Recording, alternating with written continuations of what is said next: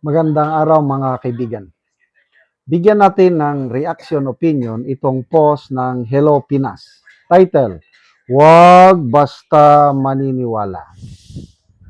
Nagbabala si Senador Rapi Tulfo sa publiko at sa kanyang mga kapwa mambabatas hinggil sa umano'y paggamit ng salitang bayani o Marines sa tinaguriang 18 ex-Marines na tinawag niyang mga kargador. Ayon kay Tulfo, may posibilidad umanong nagiging instrumento ng panlilinlang sa publiko ang pagbibigay ng mga naturang bansag na aniya ay nakakaapekto sa pagtingin ng tao sa issue. Ito ang payag niya. Simula pa lang na tinawag silang 18 Marines, may panlilinlang na agad.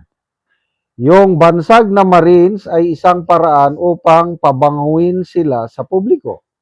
Yan ang payag niya.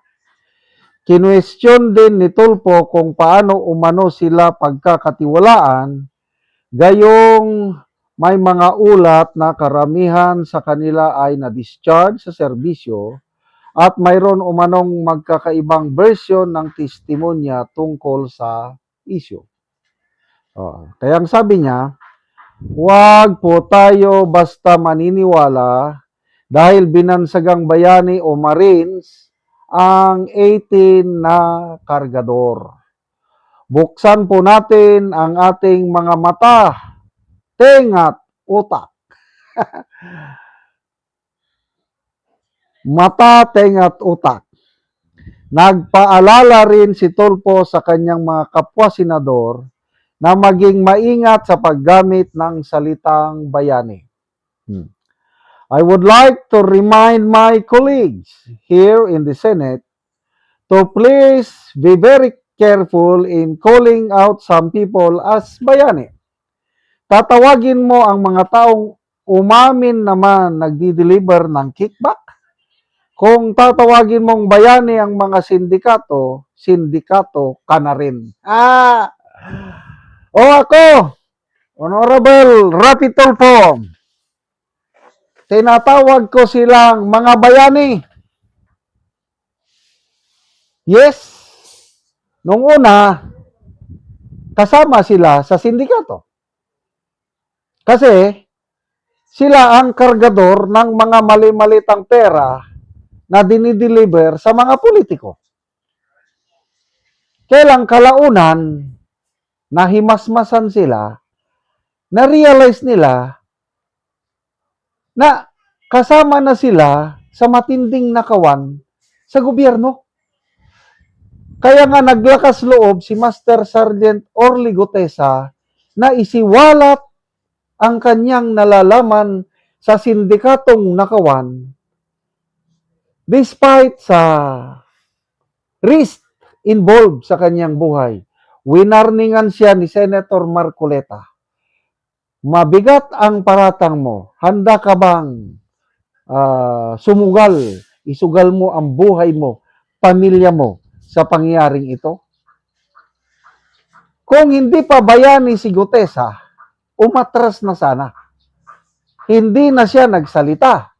But then, to me, Gutesa is a living hero. Despite the odds, the risk involved, nagsalita pa rin siya. To me, bayani yan.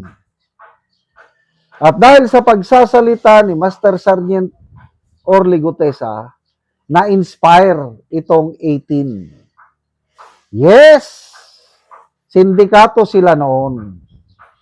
But the fact na nagsisi sila at isiniwalat ang kanilang nalalamang katotohanan, to me, sila ang tunay na bayani. Well, sindikato sila at dahil naniniwala ko na sumama sila sa sindikato at tinatawag ko silang bayani, sindikato na rin ako. So what? Sige, sindikato ako, walang problema. Ang importante, maipayag ang katotohanan dahil karapatan ng taong bayan na malaman ang katotohanan. Ito, nananawagan si Rafi Tulfo. Huwag kayong maniwala, sabi niya sa publiko. Tingnan natin ang reaksyon ng taong bayan. Kung pinapaniwalaan ba siya.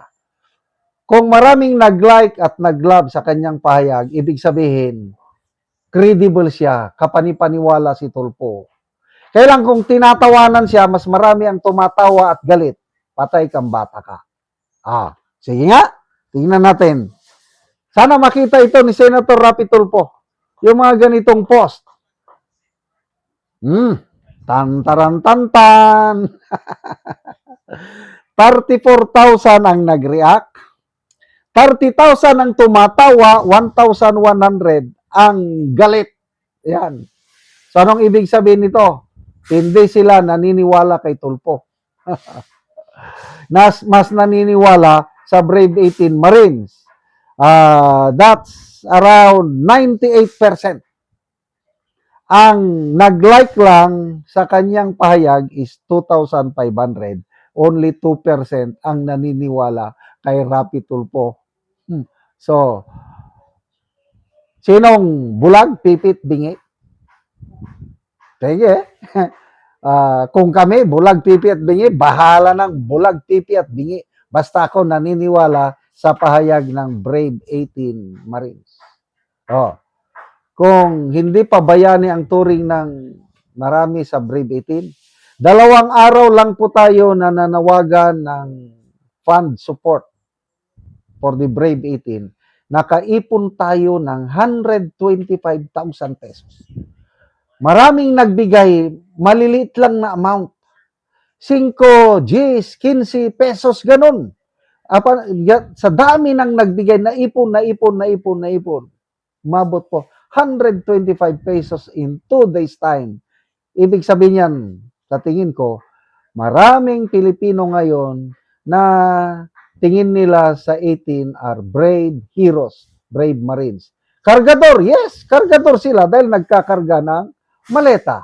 Kaya lang yung pagkakarga nila is for a bigger purpose para maging sundalo ulit sila sa taong bayan. Sabi ni Attorney Baligod, nung una humahawak sila ng rifle, ngayon hindi na. Humahawak sila ng katotohanan, handang itaya ulit ang kanilang buhay para mailigtas sa kapahamakan ang inang bayan. Salamat mga kaibigan sa inyong pagsubaybay sa channel nito. Nakakatulong kayo ng malaki sa tribong Talanding ng Bukidnon dahil ang sweldo natin sa channel na ito is pantulong sa tribo. Namimigay tayo ng libreng yero at pako para makapagtayo sila ng mas maayos na tirahan. Panoorin niyo ang video na ito. Hello mga ka-viewers, live ta karon, mao ni ang matabangan atugsin si Kuya. Salamat tayo. Salamat tayo. Kahinawa nga sin.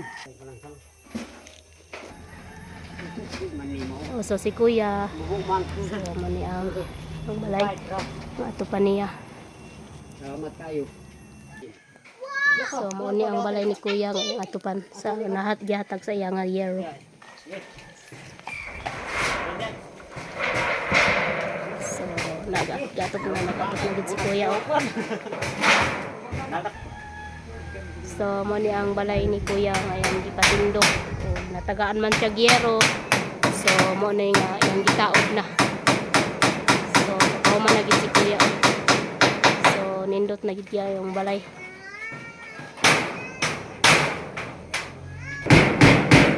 So nindot kayo kay